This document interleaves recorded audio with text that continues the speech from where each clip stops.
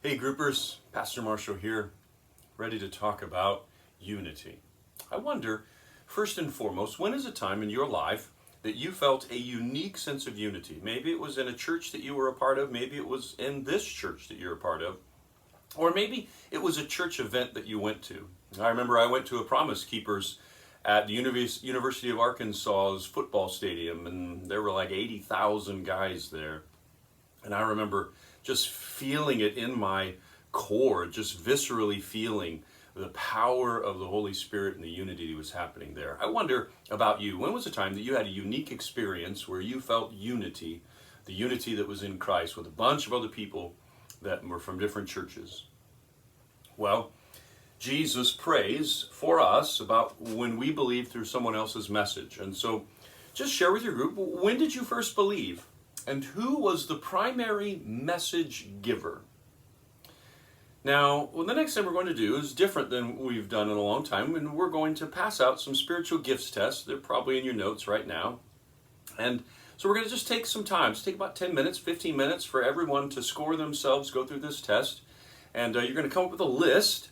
And so then after you have that list, the next thing I want you to do is just ask yourself, are there any natural talents that you would add to this list? Things that you think that you're talented at naturally, that you'd add to this list of spiritual gifts.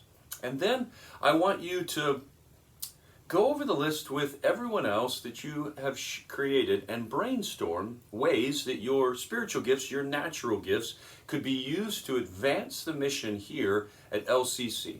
How could you use these gifts that you discover and gifts that you have been born with? How could you use them to advance what we're doing here? Well, how do we use our gifts independently, that we're given different gifts independently? How do we use our gifts independently and still have unity in the church? How do we work well together? What would that look like? Why is unity in the church such a great apologetic for people outside the church? Jesus says 2 times that our unity is going to win the world. Why is our unity such a great apologetic? And then just reverse the question, why isn't it? When we don't have unity, why does it sour people towards us so quickly?